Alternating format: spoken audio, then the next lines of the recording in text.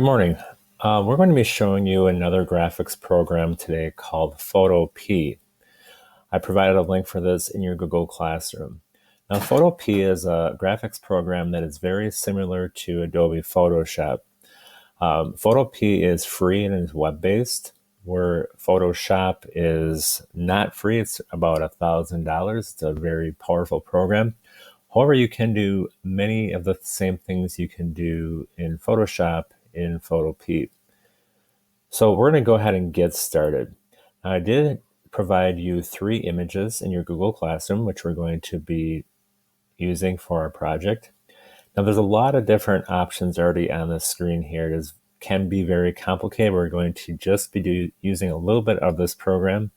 You are welcome to experiment. Some of these tools you might recognize. Some of these are similar to some of the other graphics programs you may have used. Now we're going to begin by opening a file which you already downloaded to your computer, hopefully. So you can either click Open from Computer, or you can go File, Open. This is going to bring open a dialog box. Now on this screen, it's going to ask you where you want to open or what file you want to open it. Now probably saved your files to your downloads. We're going to begin by opening American Gothic JPEG.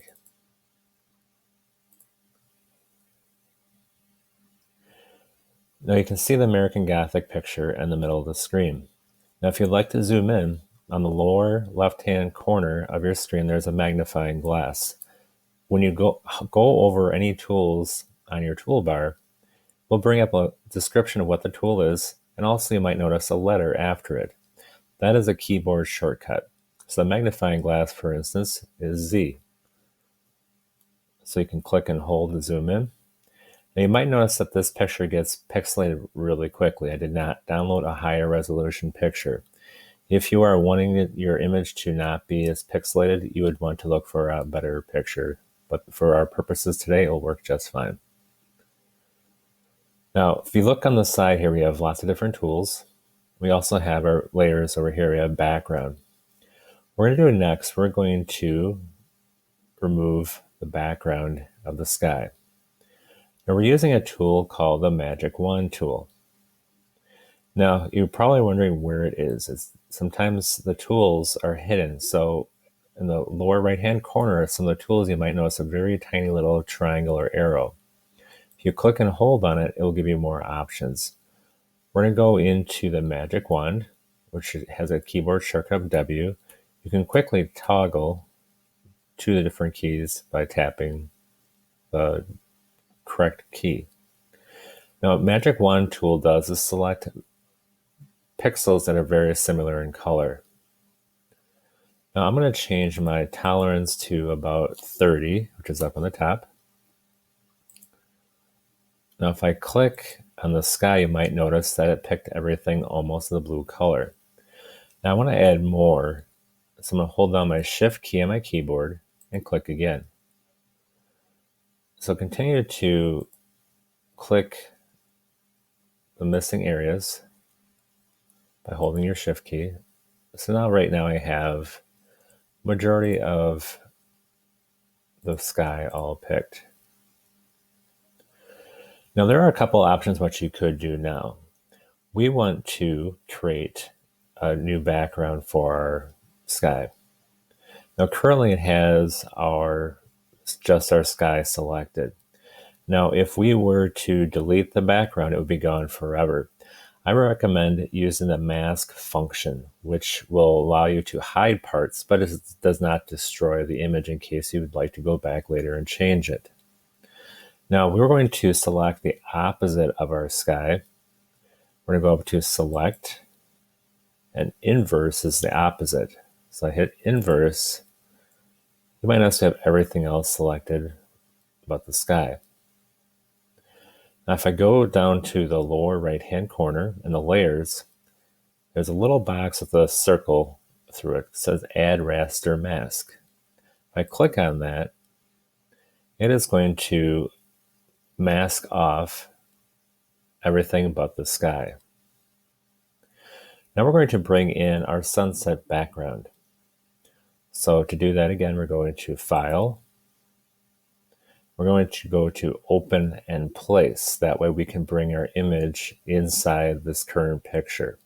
If you hit open, it will bring your picture into its own window. Hit open and place.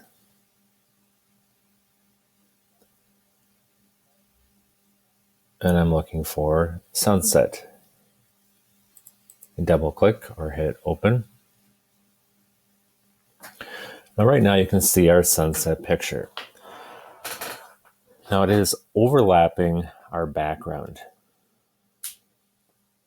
So what I can do, you can reorder layers. So I'm going to click on the sunset layer. I'm going to drag it underneath the background. And right now it's not letting me do that. So I'm going to move this up.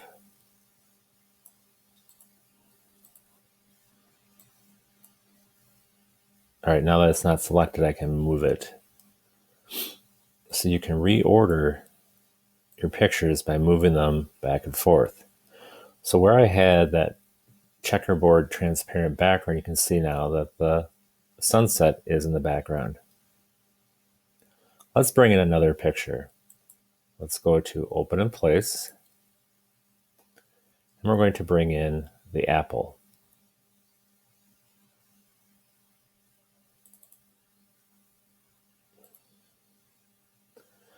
Now, if you look at the apple image, it is very large, and you also see a white box. We're going to remove the box or the white around it because having this large box would not be very useful. I'm going to resize it slightly. So I'm going to go with the corner. Now, if you just click and hold, you can easily distort your picture, which you might not want to do. I'm going to hit Control Z to undo that. Now, when you go to select it, I'm going to go to my Move tool. And right now those boxes are gone. So if I click on the top, use Transform Tools, it'll give me my selection again. Now hold down your Shift key this time. You see the arrow. And that will keep your picture from getting distorted. Just make it a little bit smaller so it's easier to work with. I'm going to go back to my Select Move tool and then uncheck Transform Tools. Now I'd like to remove the white background. You can use the Magic Wand tool again. There are some other tools that may work for you, like Quick Selection can work.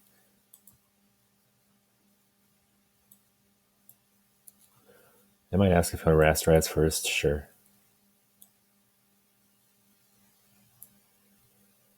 And sometimes it works well and sometimes it does not. So sometimes you have to experiment with it. Go to Magic Wand. Click on the background. Now you might notice it didn't get all of our apple on the bottom. Now you can also zoom in by holding the Alt key and use your scroll wheel, which is kind of handy. Now if I want to add more with the Magic Wand, I'm going to hold the Shift key. That looks a little better.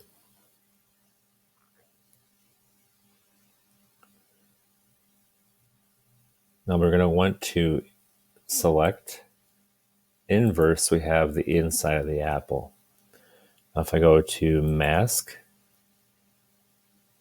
hold on the Alt key and use my scroll to zoom back out. And we do have a little bit of a white outline around here, which you could clean up if you wanted to, either by feathering your pixels a little bit. You can also do, since this is a mask, anything that is black would be removed. So you could use your paintbrush. And I'm going to make my paintbrush a little bit smaller in the upper left-hand corner. You can change that. And I'm going to change the opacity, which doesn't make it quite as strong.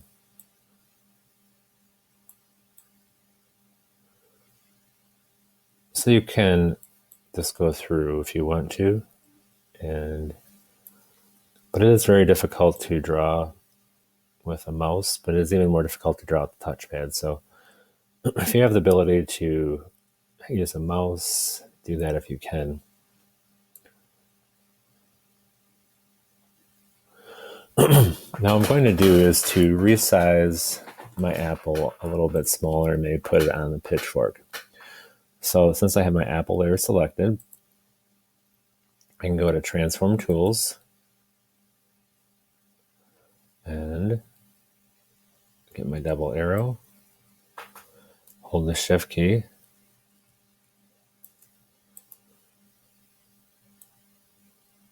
and I can move it or resize it however I wanted to.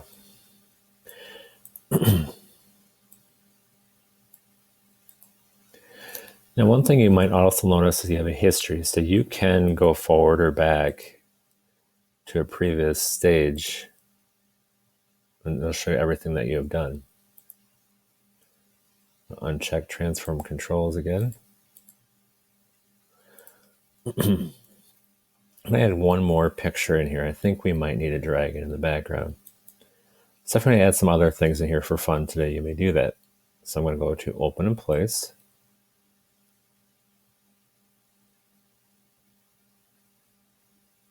And I have... Now, when you're looking for images online, if you search for an image that is a PNG, it will often have no background already. So that might be useful for you as you are planning out your pictures or the different things you might want to do.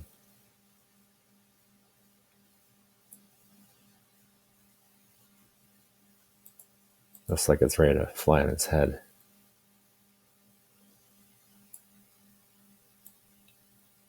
So change the scale of your pictures to make things make sense. Now, there are lots of filters and other pictures in here.